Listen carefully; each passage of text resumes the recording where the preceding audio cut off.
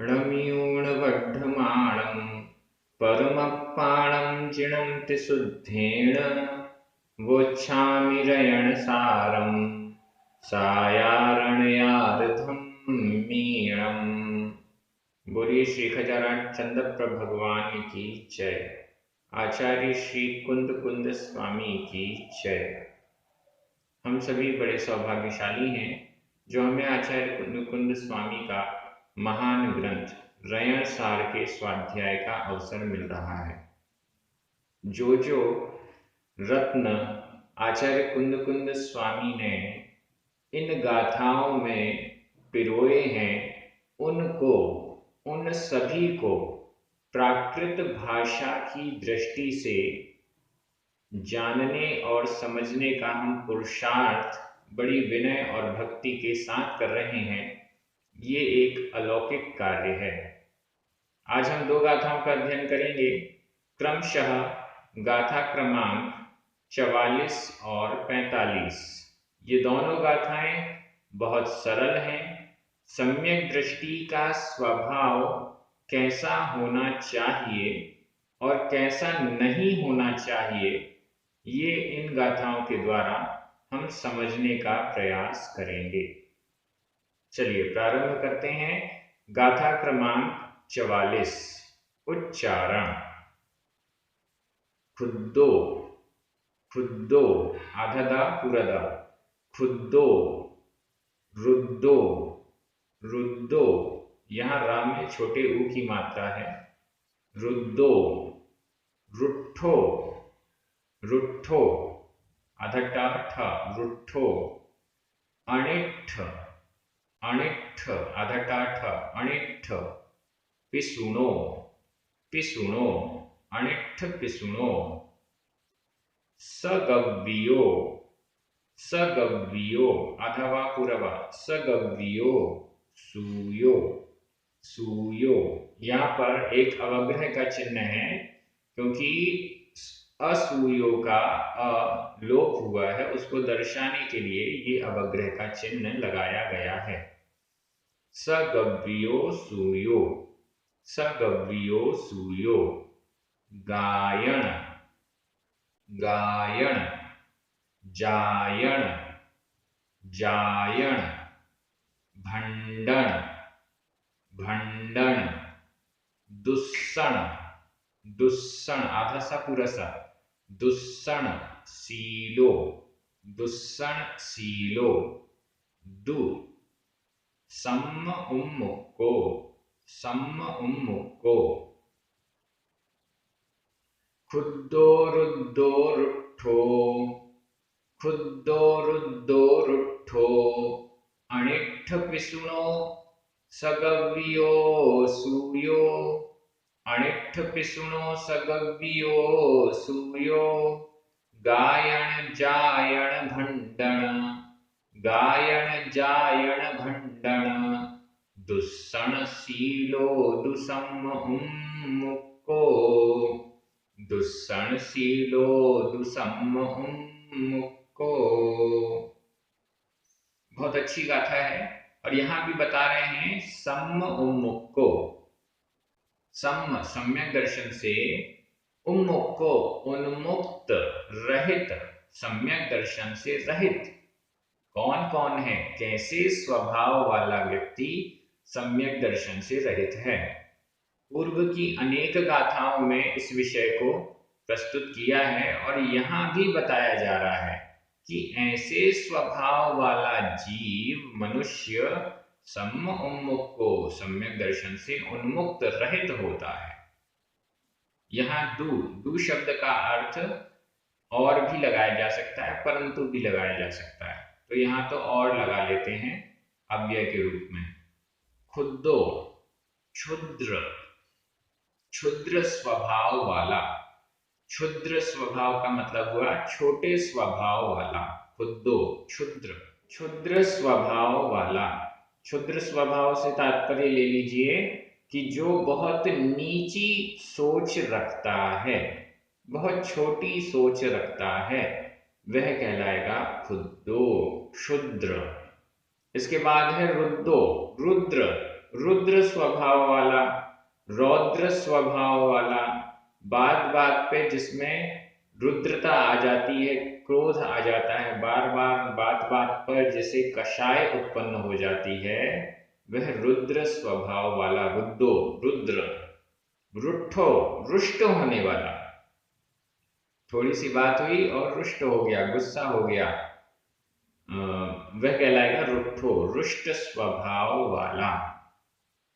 अनिष्ठ पिसुणो, अनिष्ठ अनिष्ट, पिसुणो अनिष्ठ अनिष्ट, अनिष्ठ अनिष्ट सोचने वाला या करने वाला।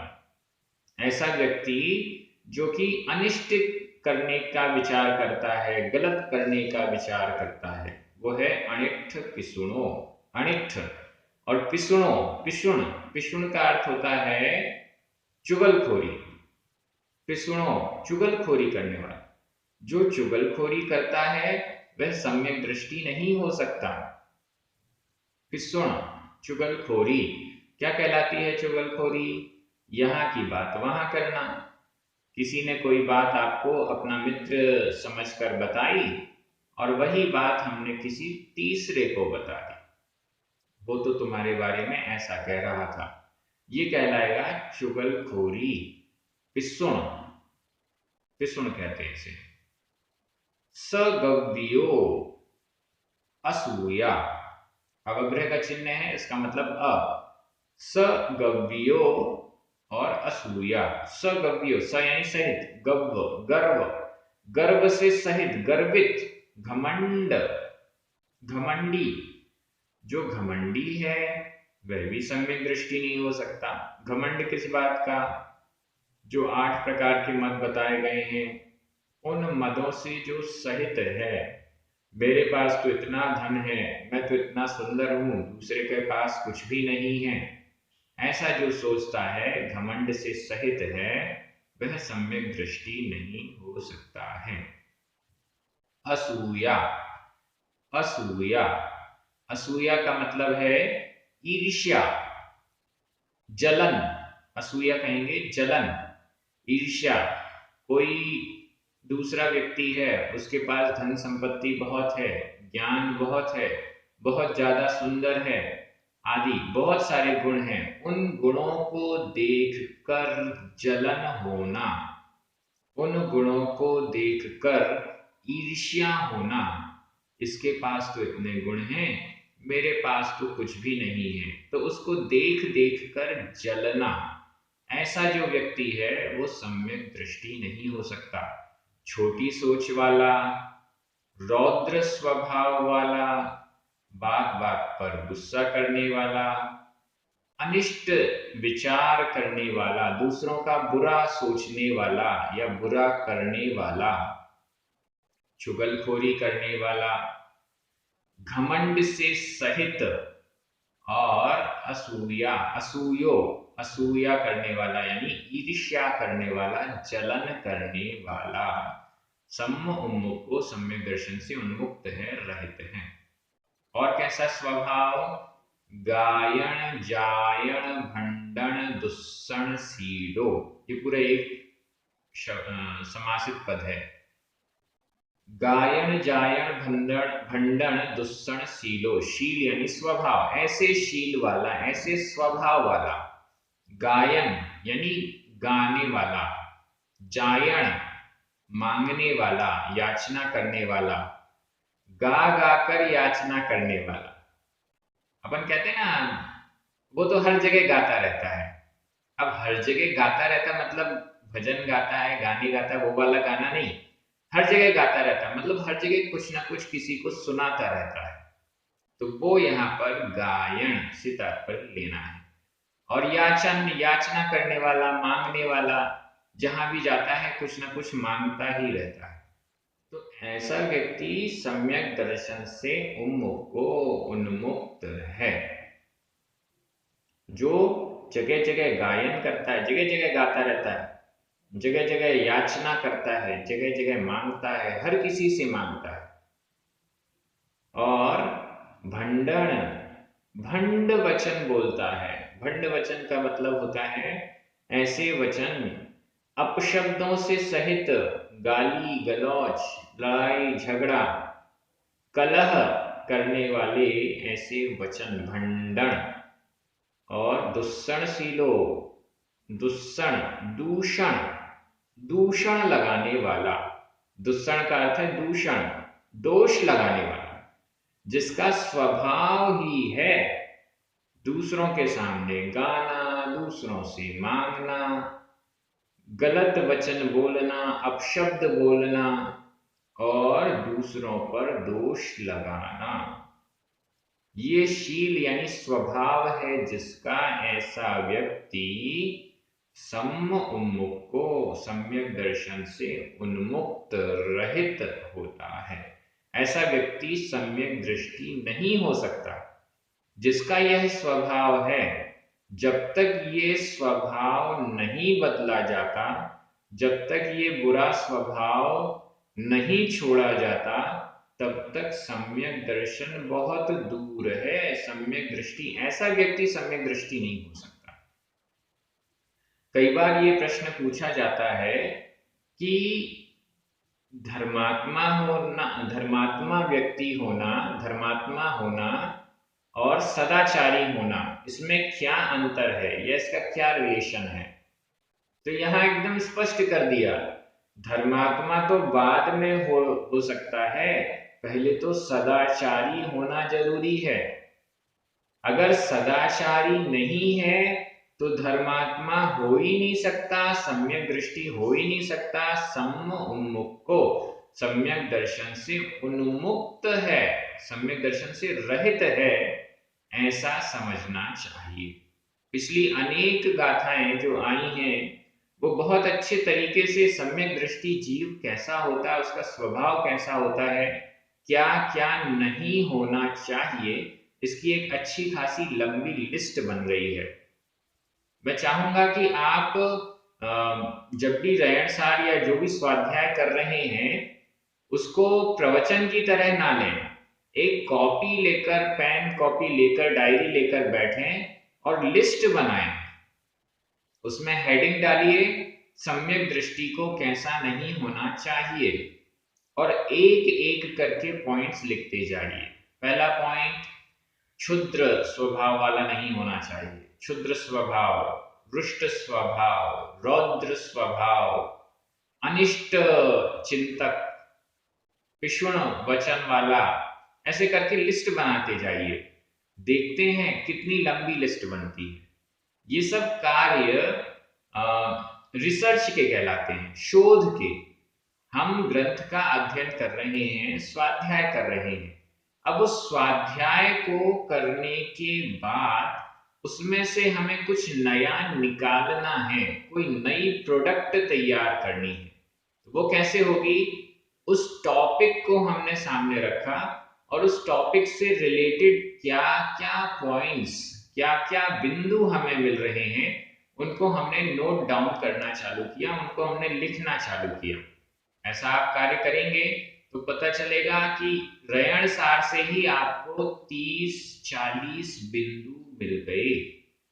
इन 30-40 बिंदुओं से जो रहित है वो ही सम्यक दृष्टि हो सकता है। तो इस प्रकार का हमें प्रयास करना चाहिए, क्योंकि ऐसा रिसर्च करने से, ऐसा शोध करने से ही हमारी बुद्धि खुलती है। ऐसा प्रयास आप करेंगे, और अगर आप ऐसा प्रयास करने वाले हैं तो कमेंट बॉक्स में जरूर लिखकर बताइएगा। आज का गृह कार्य, होमवर्क भी आपको यही है, सम्यक दृष्टि में क्या क्या नहीं होना चाहिए, जैसा आप विचार करते हैं, आपको 3 बिंदु लिखने हैं। ऐसे 3 बिंदु लिखिएगा जो यहाँ गाथाओं में नहीं दिए गए हैं। गाथाओं में दिए गए हैं ऐसे बिंदु मत लिखिएगा। चलिए, ये गाथा कंप्लीट हो गई है। अब हम अगली गाथा में चलते हैं। गाथा क्रमांक 45, उच्चारण। वाणर, वाणर, गद्दह, गद्दह आधा था पूरा था, गद्दह, साण, साण, गय। यहाँ सब में हाइफन लगा हुआ है, इसका मतलब ये पूरा एक समासित पद है। वघ्घ आधा ग घ वघ्घ, वराह वराह, कराह कराह, मक्खी मक्खी आधा क ख मक्खी। कई स्थानों पर पक्षी प लिखा हुआ है, म के स्थान पर प, ये पाठांतर भी मिलता है। मक्खी। जलूय जलूय, सहाव नर सहाव नर, ये पूरा एक समासित पद माना गया है, सहाव नर। और यहाँ नर में जीरो विभक्ति का प्रयोग किया है, मतलब बिना विभक्ति के ही इस पद को रख दिया गया है, सहाव नर। जिणवर जिणवर, धम्म विणासु विणासु।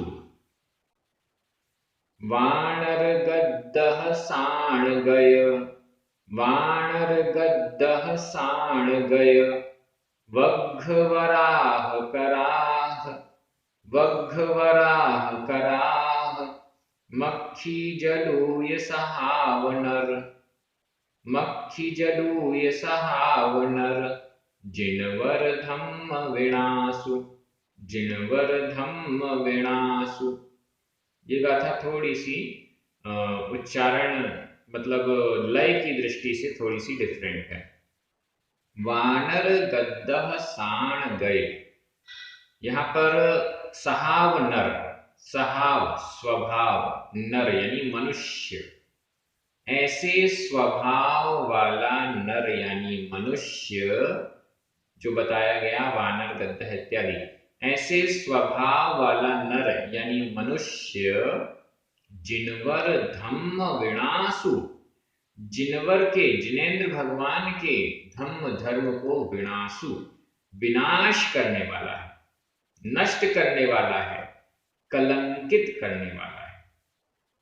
जिनेन्द्र भगवान के धर्म को विनाशु विनाश करने वाला, कलंकित करने वाला ऐसा व्यक्ति, स्वभाव, ऐसे स्वभाव वाला नर, ऐसे स्वभाव वाला मनुष्य जिनेन्द्र भगवान के धर्म को कलंकित करने वाला है, विनष्ट नष्ट करने वाला है। यहाँ विनाशु यह अपभ्रंश भाषा का पुल्लिंग में प्रथमा एक वचन है। विनाशु, सामने जो छोटे उ की मात्रा आई है, ये जो उ प्रत्यय है, ये अपभ्रंश भाषा का प्रत्यय है। इसके बारे में पहले भी हमने अपभ्रंश की चर्चा की। रयण सार में कई ऐसे शब्द हमें प्राप्त होते हैं जो कि अपभ्रंश भाषा के हैं। जिनवर धम्म विनाशु, जिनेन्द्र भगवान के धर्म को विनाश करने वाले, ये ऐसे स्वभाव वाले नर। कैसे स्वभाव वाले? वानर, वानर बंदर, बंदर के जैसे जिसका स्वभाव है। गद्दह, गद्दह गधा, गधा गधे के जैसा जिसका स्वभाव है। आगे साण, श्वान कुत्ता, कुत्ते के जैसे स्वभाव वाला, स्वभाव नर, स्वभाव नर, स्वभाव वाला नर यानी मनुष्य। किनके समान स्वभाव वाला? बंदर के समान, गद्दह गधे के समान, साण श्वान यानी कुत्ते के समान, नर गय गज यानी हाथी, हाथी के समान, वघ्घ व्याघ्र, वघ्घ व्याघ्र बाघ के समान, वराह, वराह का अर्थ होता है सुअर, पिग, सुअर के समान, और कराह, कराह का मतलब है कछुआ, कछुए के समान, मक्खी, मक्खी के समान, जलूय, जलूय का अर्थ होता है जोंक, जोंक के समान, सहाव नर, ऐसे स्वभाव वाले नर मनुष्य जिन धर्म का विनाश करते हैं, जिन धर्म को, जिनेन्द्र भगवान के धर्म को नष्ट करते हैं, कलंकित करते हैं। कैसा स्वभाव होता है इनका, थोड़ा सा विचार करें। वानर, बंदर, बंदर का स्वभाव, बंदर का स्वभाव चंचल है, बंदर चंचल होता है।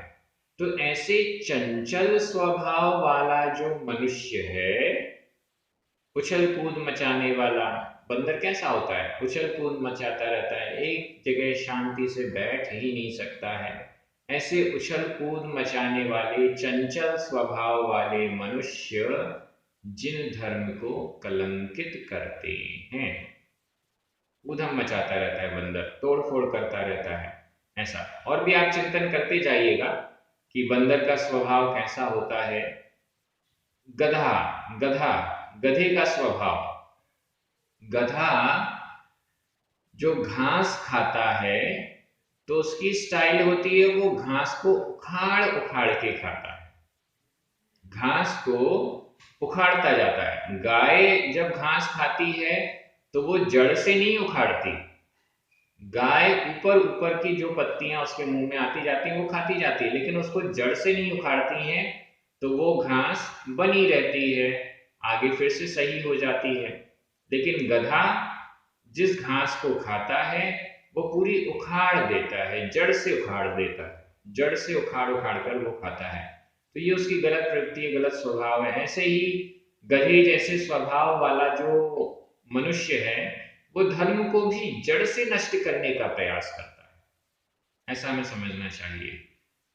सांड यानी कुत्ता, श्वान, कुत्ता, श्वान अपने साधर्मी को देखकर ही गुर्राता है, भौंकता है।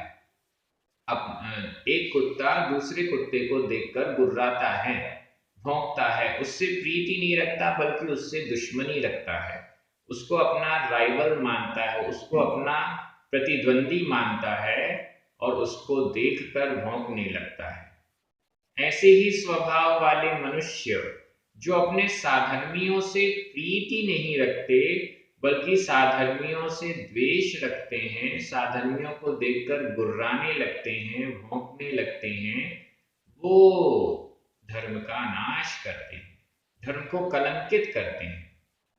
देखते जाइएगा कहीं थोड़ा सा भी अंश रूप से ऐसा गंदा स्वभाव हमारा तो नहीं, ऐसा हम विचार करते जाएं।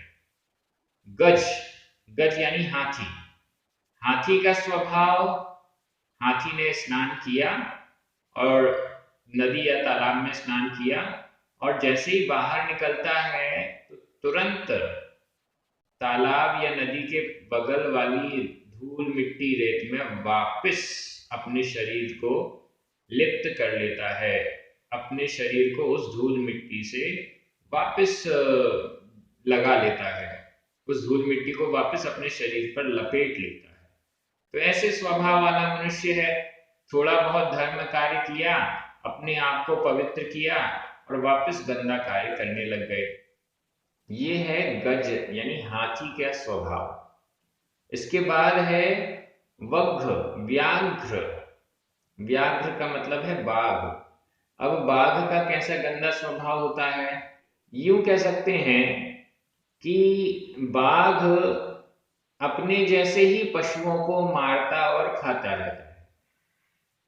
तो यहां पर भी ऐसे व्याघ्र जैसे क्रूर स्वभाव वाला व्यक्ति, ये हम मान सकते हैं, व्याघ्र का स्वभाव क्रूर रहता है।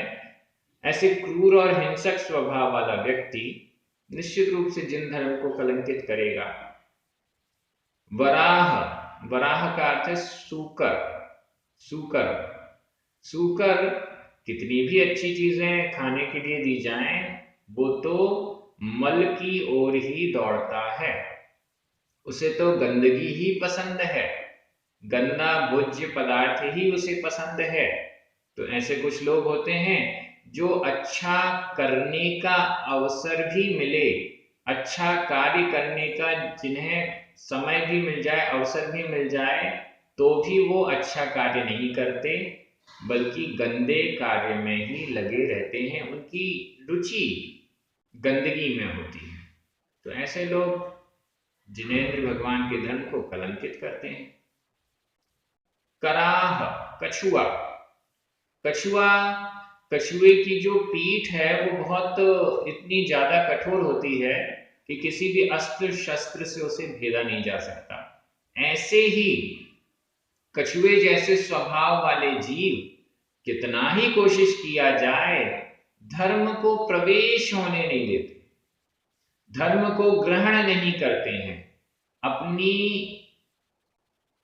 कुतर्कों रूपी पीठ से अपनी कुतर्कों रूपी पीठ से वो इतने सॉलिड हो जाते हैं कि धर्म उनके हृदय में प्रवेश ही नहीं कर पाता है। मक्खी मक्खी गंदगी में बैठती है और फिर वही गंदगी वाले पैर हाथ लेकर वो गुड़ में जाकर बैठ जाती है। एक तो गंदगी में बैठती है, फिर गुड़ में बैठ जाती है, अच्छे पदार्थों में बैठ जाती है, तो वही गंदगी उठाकर अच्छे पदार्थों में मिला देती है और फिर गुड़ में ऐसी चिपकती है लोभ के कारण कि उससे छूट भी नहीं पाती। तो ऐसे मनुष्य जो गंदगी में बैठना पसंद करते हैं उसके बाद अच्छी जगह बैठ जाते हैं, तो वह गंदगी उस अच्छी जगह में भी पहुंचा देते हैं। ये जैन धर्म को कलंकित करने वाले हैं। और जोंक, जलूय, जोंक, जोंक कैसी है? जोंक अगर गाय के थन में भी लगी हुई है तो वह दूध नहीं चूसती, खून ही चूसती है। ये जोंक का स्वभाव है। जोंक जैसे स्वभाव वाले मनुष्य अगर धर्म का रास्ता मिल भी गया तो वो धर्म पर नहीं चलेंगे, वहां भी अधर्म करने का प्रयास करेंगे। तो ऐसा हमें समझना चाहिए। ऐसे जो स्वभाव वाले मनुष्य हैं वो जिन धर्म की अप्रभावना करते हैं, जिन धर्म की को कलंकित करते हैं, जिन धम्म विनाशु, जिनवर धम्म विनाशु, जिनेंद्र भगवान के धर्म का विनाश करने वाले हैं। इस दृष्टि से ये दोनों गाथाएं बहुत अच्छी, बड़ा चिंतन करने योग्य हैं। आप सभी को रयण सार ग्रंथ बहुत अच्छा, सरल लग रहा है। हमारे जो युवा हैं, जैन समाज के जो युवा श्रावक हैं, श्राविकाएं हैं, वो भी धीरे धीरे इस स्वाध्याय से जुड़ रहे हैं। आप सभी एक दूसरे को मोटिवेट कर रहे हैं स्वाध्याय के लिए, पढ़ने के लिए। ये एक बहुत अच्छा कार्य है। सभी को बहुत बहुत धन्यवाद। पुण्यार्जकों को धन्यवाद। आप सभी को जय जिनेंद्र। जिनवाणी माता की जय।